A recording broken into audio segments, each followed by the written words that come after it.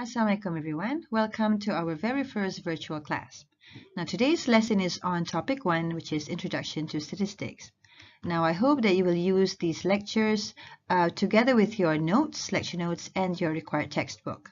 For those of you who have asked me in Google Classroom when to get the lecture notes, well, the notes will be arriving at my office tomorrow morning. So if you'd like to come and collect it, you can come by maybe sometime in the afternoon or after Friday prayers, okay? Right, so let's start with what is statistics? Statistics is defined as the science of collecting, organizing, presenting, analyzing, and interpreting numerical data. Normally, the results that we get from this exercise, we use them to make good decisions for ourselves. In other words, we can say that statistics is a tool to make effective decisions. Now let's focus on these 5 elements of statistics.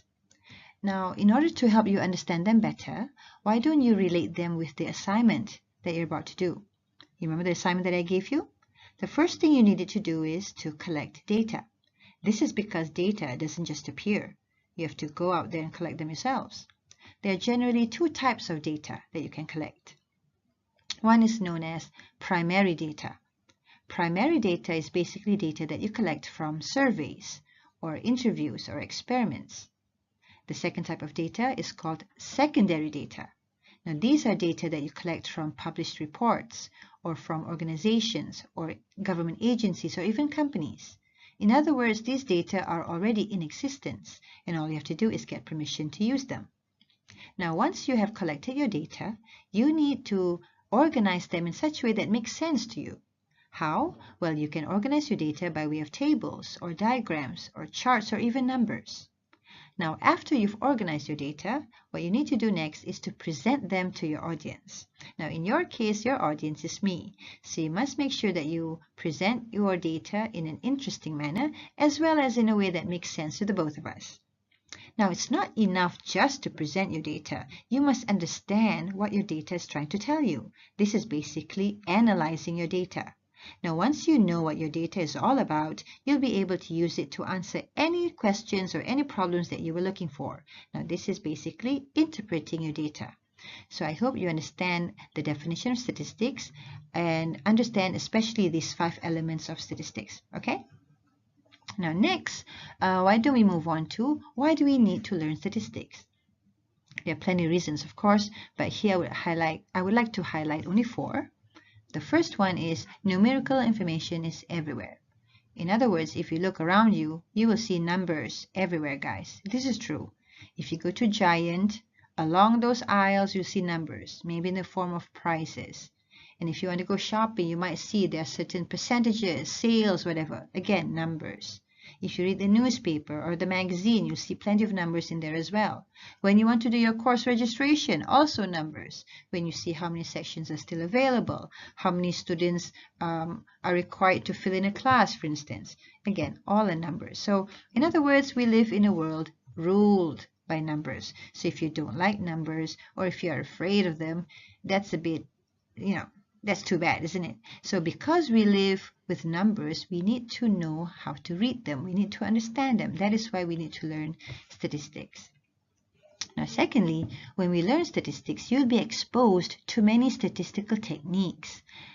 Just from the definition as mentioned just now, see, when you want to present and analyze them, you'll be exposed to many ways in order to understand those data. So once you understand how to read the data, you'll be able to use them to make good decisions that may affect your lives. Okay, what are these decisions, for instance? Okay, let me give you an example. When you work later, maybe one of the first things that you want to get for yourself is an insurance. Now, the calculation for insurance premium is based on many factors, all of which constitute of numbers. Maybe it depends on your age, your life expectancy, your salary or budget. See, all of those are numbers. So if you know how certain things are calculated, maybe it can help you make better decisions as to which insurance you want to get. Besides that, whenever we face haze, every year, you may be able to read the API index, the air pollutant index. See, so those are among the reasons as to why learning statistics may be helpful for you. The third reason here I would like to highlight when you're involved in business. Now, in the future, you may be working for others, or sometimes you may own your own businesses. But whichever way it is, you will be involved in, or you will be facing a lot of information. So the minute you have all of this information, you need to find a way to understand them. So how do we understand this information? Again, go back to the definition of statistics. You collect all the information around you, you organize them, and then you present it to your boss or maybe for yourself so that you can understand and interpret and answer whatever problems that you're facing. So that in that way, statistics will help you make good decisions for your businesses. Here, do you notice that the word make decisions appear many times? So as you can see, this is what I've been trying to highlight earlier. Statistics is basically a tool to make good decisions. So yes, so that is why we can see the word making decisions appear many times. Okay, the next or the final reason as to why we learn statistics that I'd like to share with you is in your own perspective as graduates. Now, statistics is one of the quantitative subjects which many students take, and I tell you it's very beneficial to learn this course because it will increase your marketability and also perhaps some chance of getting a good job. Now, I'm not exaggerating, guys. Here I would like to share with you a study conducted by Appleby in 2014. He shares that employers value 7 basic skills in fresh graduates. Now, if you noticed the one in bold here, critical thinking and research skill, this skill you can harness, you can improve by way of quantitative courses. So yes, you may not like to admit it, but the more quantitative courses you take in university, you are more trained to think analytically, and this will in a way make you very, very marketable, especially if you score in those subjects. Okay, let's move on to the different types of statistics. There are generally 2 types of applied statistics, which are descriptive statistics and inferential statistics. So what is descriptive statistics? If you look at the term descriptive, the root word is describe. You know what describe is, right? If you're asked to describe a chair, for instance, you may say that the chair is heavy or the chair is made from wood. So in other words, descriptive statistics is basically summarizing and presenting the data in such a way that is easy for your readers to understand. And if you recall the definition of statistics earlier, when you want to present your data, you can do so in 3 ways. One is to put them in tables, you can put them in charts or diagrams, as well as in numbers. So this is basically descriptive statistics, which is the definition of statistics in itself. The second one, which is inferential statistics, this relates more to the objective of statistics as a whole. Now, inferential, the root word is inference. Making an inference is simply trying to generalize something to a much bigger picture. For instance, here, let's say you have a big group of people. You would like to say something about them. Unfortunately, you're not able to ask each and every one of them their opinions. You're only able to get the opinions of a selected few here. So making an inference is simply from the data or from the information that you get from this small group of people, you want to generalize it to the much bigger group. This is basically making an inference. Okay, so in other words, here's the definition. When you can only collect data from a small portion of a group and you want to generalize it to a much larger group, that is basically inferential statistics here. So these basically are the 2 types of statistics that you will learn throughout the semester. Let's move on to variable and data. Is there a difference between the 2? Well, many people use them interchangeably, but actually there is a bit of difference. Variable is a characteristic of something that we are interested in, whereas data is the collection of items or facts and figures associated with that variable. For instance, if you're interested to ask people their ages, now age is a variable. The collection of age from 5 different people, for instance, 20 years old, 25 years old, 10 years old, 45 years old, and 30 years old, all of those numbers are data. Okay, so as you can see here, variable, the root word is vary. So you know what vary means, right? Vary means it's always changing. not constant. So for any characteristic of interest that you ask people or anyone, you'll be able to get many, many different numbers or values. So I hope you understand the difference between variables and data. Now, these are other important terms I believe you should know in statistics. Now, you have been introduced to the term population just now. Remember when I drew this big group of people? Now, this is a population, which is a collection of all items and individuals of interest. But if you can't get information on the population, sometimes you can get a much smaller or a part of the population, which is called a sample. Parameter is the numerical measure computed from the population. So if you are able to get information from your population, so that number is called a parameter. But if you're only able to get a sample, the calculation for that sample is called a statistic. Now, please don't be confused between the word statistic and our course statistics. Okay, statistics is always plural. Okay, what it means is we are dealing with a lot of numbers, facts and figures, because what is the use of only one number in decision making? Okay, whereas here data set is a collection of all of the data that represents the bed of interest.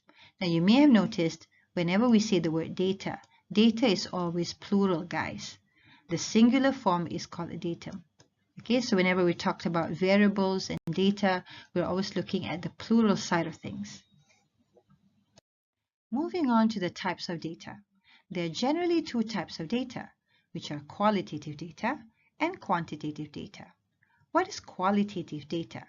Now, from the word qualitative, the root word is quality. What is quality? It's basically data that you cannot measure numerically, that you cannot put numbers to them. Instead, we use labels or names to identify the characteristics of those data. In some other textbooks, qualitative data is also known as categorical data. Now, a variable that has qualitative data is called a qualitative variable. Now next, what is quantitative data? From the word quantitative, the root word is quantity. So quantity means you can count them, right? You can measure them, right? So in other words, data that can be measured numerically is quantitative data. And a variable with quantitative data is called a quantitative variables. Now for quantitative data, it can further divide it into two, which are discrete and continuous quantitative data. What is a discrete quantitative data? It's basically data that can take only certain values, and there are usually gaps between them. For instance, the number of internet users in Malaysia. Perhaps there's 1 million or 1.5 million. Or how many active social media users in our classroom? There are 150 students. Maybe there are 100 of you who are active on social media, or only 50. Can you see the numbers? 50, 60, 100. So all these numbers are certain values. There are breaks between them. Another type of quantitative data is continuous data. These are basically data that can take any value within a specified range. For instance, the time taken that you do for a particular exam. For our statistical methods, it's 2.5 hours. A student may be able to complete the exam in 2 hours. Some may complete it in 1.5 hours. Some may complete it in 2.5 hours. Whatever the number is or how long it is, it's still limited to 2.5 hours. So this is what it means. Continuous data is any value but within a specified range. Okay, so I do hope you understand what it means by qualitative and quantitative data. Now let's move on to the last part of our first lecture, which is levels of measurement. Now, after we collect our data, we would like to organize them in such a way that makes sense to us, right?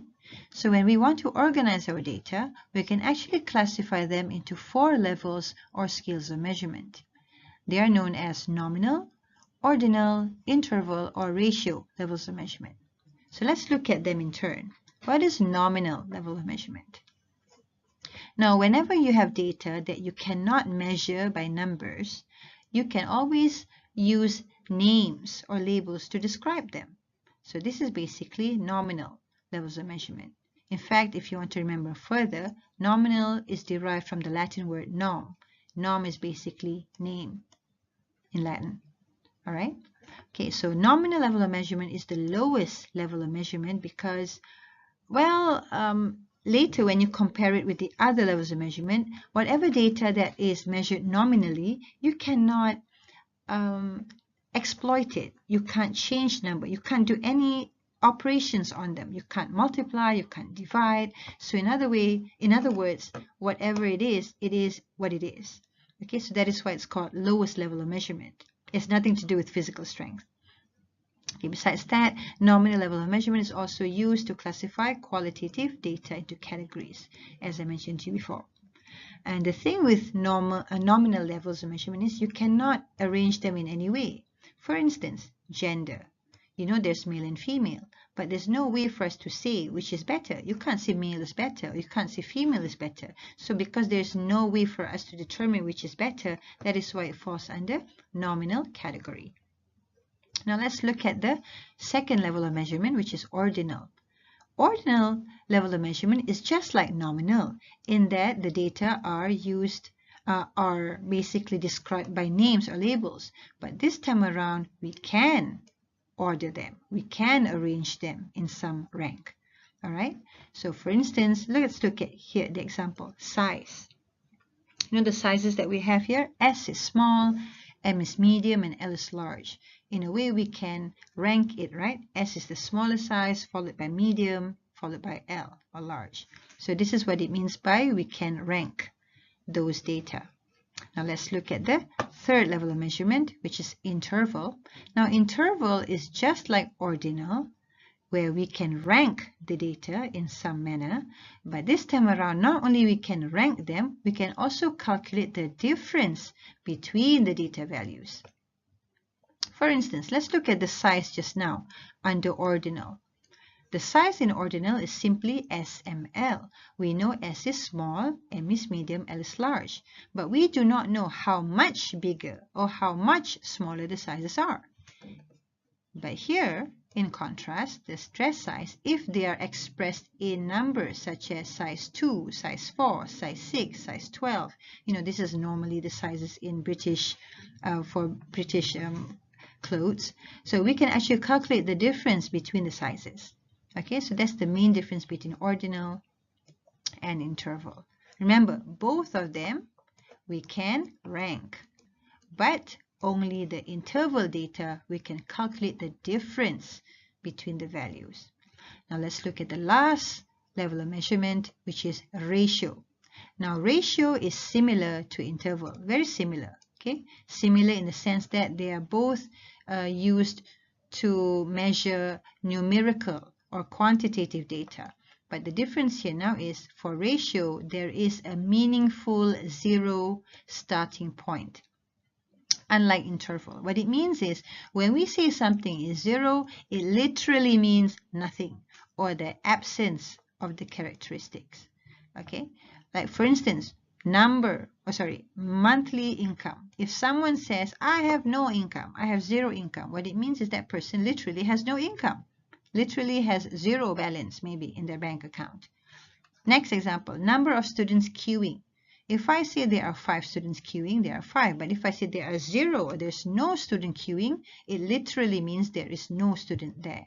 So this is the basic or the most important distinction between ratio and interval. Because sometimes when you say something is 0, it doesn't really mean 0. For instance here, dress size. Do you know that there's actually a dress size 0? There is actually. Who wears size 0? Supermodels or extremely thin girls or guys. Okay, so here what it means is this size 0 doesn't mean that that person has no body. There is still a body, but then it's just size 0 to show that it's a very, very small size. I hope you understand this. Okay, if you don't quite get this, feel free to read about it in the textbook or look at it in other references. All right. Okay, here I would like to share with you some sort of illustration with regards to the levels of measurement. I hope this can help you to understand levels of measurement better. Here's nominal, the lowest level of measurement, which is just the name or the labels of the variables. Now, if those names you can rank them, it becomes ordinal in nature. Now, for something which you can name and you can order, and this time around you can actually calculate the difference between them, or you can find the proportions between them, it becomes the interval level of measurement. And finally, the highest level of measurement, not only you can name them, you can order them, you can calculate the difference between them, there's also a meaningful zero, it becomes ratio. So I hope with this diagram you can understand levels of measurement better. Okay, so why is it important for us to know this level of measurement? Well, very easy, because we have a lot of data, right? And the thing is, in statistics, we have many different tests too, and we cannot apply all tests or any test for any sort of data. You must know the type of data so that you can know which test is most suitable to be performed on those data. And besides that, of course, the first one here, when you know the level of measurement, it can help you to decide on how to present the data. For instance, quantitative data, you can present them in pie chart, you can present them in histogram, whereas qualitative data, you can present them in a bar graph or bar chart. Okay, so all of this is available in your lecture notes, so feel free to read them. All right, so that's it, basically, our short virtual class. It's only about 21 minutes. I hope you could understand my lecture. It's actually very difficult for me to explain it without seeing you in person. And you may think it's easy recording yourself, but actually it's not. I really very much prefer to have a live class where I can interact with you in person. So anyway, now I hope you guys will go and try out the exercises at the back of topic 1, which is on page 2 and 3. Please do try out the exercises, and we will discuss the answers when we meet on the 25th. Okay, all right, so I hope you guys take care of yourself during this outbreak, and drink lots of water, keep yourself safe, and try to wear masks whenever you can. All right, assalamualaikum.